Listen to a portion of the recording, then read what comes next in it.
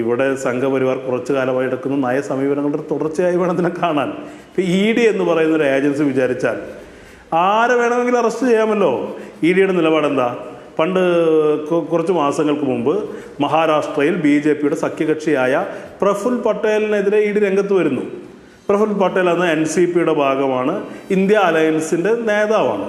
ആ പ്രഫുൽ പട്ടേലിനെതിരെ രംഗത്ത് വരുമ്പോൾ കുറച്ച് കഴിയുമ്പോൾ പ്രഫുൽ പട്ടേൽ NDA മുന്നണിയുടെ ഭാഗമാകുമ്പോൾ ഈ പറയുന്ന അന്വേഷണം ബാധകമല്ലാതായി വരുന്നു. ബംഗാളിൽ തൃണമൂൽ കോൺഗ്രസിൻ്റെ ചില നേതാക്കന്മാർക്കെതിരെ ഈ പറയുന്ന ED രംഗത്ത് വരുന്നു. പിന്നീട് അവർ തൃണമൂൽ ബന്ധം ഉപേക്ഷിച്ച് BJPയുടെ ഭാഗമാകുമ്പോൾ ED ക്ലീൻ ചിറ്റ് കൊടുക്കുന്നു.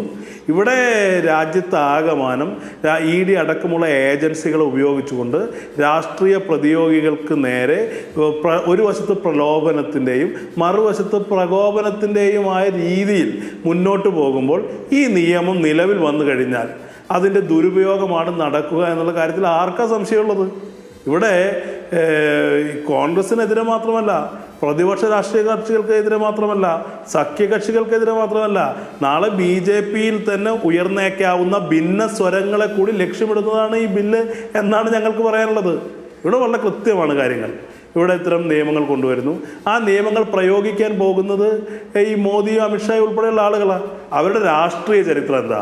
ഇവിടെ BJPയുടെ പ്രതിനിധി ഇരിക്കുന്നുണ്ടല്ലോ, ഹിരൺ പാണ്ഡ്യയെക്കുറിച്ച് ഞാൻ അദ്ദേഹത്തെ ഓർമ്മിക്കണം. നരേന്ദ്രമോദിയുടെ മന്ത്രിസഭയിൽ അദ്ദേഹത്തിൻ്റെ ആഭ്യന്തരമന്ത്രിയായിരുന്ന ആളാണ് ഹിരൺ പാണ്ഡ്യ എന്ന് പറയുന്നത്. അദ്ദേഹത്തിന് എന്താ സംഭവിച്ചത്? ഇപ്പോൾ കേരളത്തിൽ പിണറായി വിജയൻ്റെ മന്ത്രിസഭയിൽ അല്ലെങ്കിൽ VS അച്യുതാനന്ദൻ്റെ മന്ത്രിസഭയിൽ കോടിയേരി ബാലകൃഷ്ണൻ ഇരുന്ന പോലെ രമേശ് ചെന്നിത്തല ഉമ്മൻചാണ്ടിയുടെ മന്ത്രിസഭയിൽ ആഭ്യന്തരമന്ത്രിയായിരുന്ന അത്രമേൽ അടുത്ത സഹപ്രവർത്തനായിരുന്ന ഒരു വ്യക്തിയെ അദ്ദേഹം ദുരൂഹ സാഹചര്യത്തിൽ കൊല്ലപ്പെടുകയാണ്. ഇത് നമ്മളാരും പറയുന്നതല്ലല്ലോ.